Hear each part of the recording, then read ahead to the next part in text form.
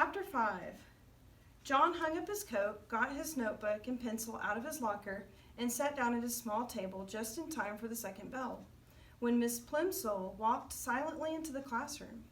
As soon as she appeared in the doorway, all the chattering and scuffling stopped. The 20 boys and girls sat straight in their chairs and looked straight ahead at the clean blackboard. "Good morning, children," Miss Plimsoll said. "Good morning, Miss Plimsoll," the class answered respectfully. Miss Plimsoll sat at her high desk, blinking her eyes as she surveyed the room.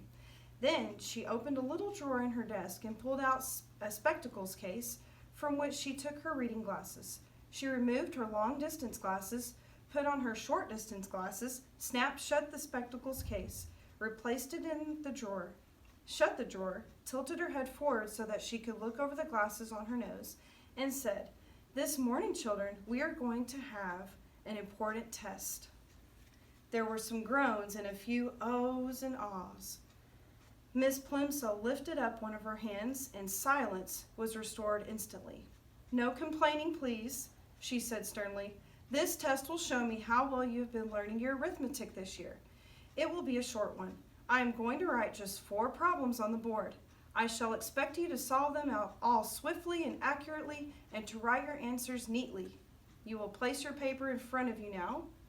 You will write your name at the top right-hand corner, and then you will place your pencil beside your paper, sit back in your chair, and wait until I give you the signal to begin work."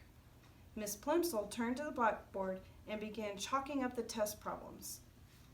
Tests always made John nervous. Besides, his lips were feeling dry, and the taste of chocolate was strong in his mouth. He raised his hand. "Yes, John?" Miss Plimsoll asked.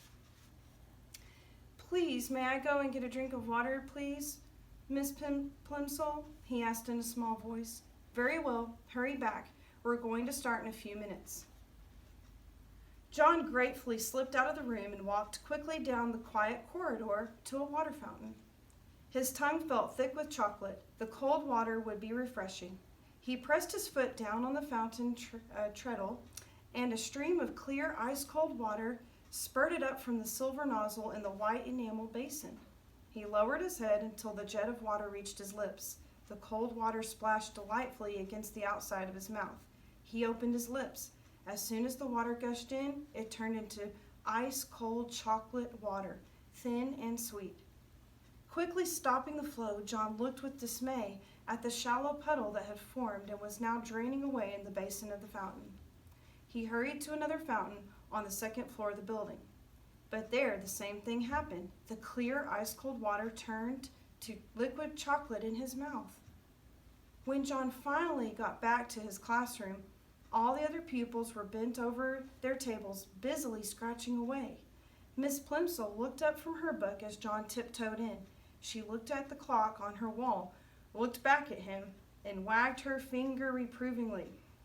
John began on the first of the 4 problems, but he was so worried about the chocolate water that he couldn't keep his mind on his work. By the time he was ready to start the 4th problem, the other boys and girls were already putting down their pencils and straightening up and smiling at each other.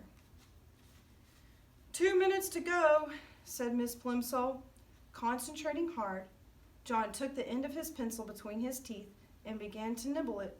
It immediately turned to chocolate. Then he noticed an even more disturbing change. Although he had taken the pencil out of his mouth as soon as the first piece of chocolate had crumbled off, the pencil was continuing to change to chocolate. The chocolate was slowly but steadily moving down the pencil, replacing the wood and the lead inside, changing it into a chocolate pencil before John's very eyes. The magic, for John now knew that this power must be magic, was apparently getting stronger. By the time the whole pencil had changed from red, yellow, and black to dark brown, Miss Plimsoll was announcing that only a few seconds remained in which to write down the final answer. "Just a minute," John pleaded. "Shh," Miss Plimsoll cautioned him, holding a finger up to her mouth. "Shh," chorused the slow workers, who were becoming almost as excited as John. But John felt worst of all. He felt sure that he could finish the problem and write down the correct answer, if only he had something to write with.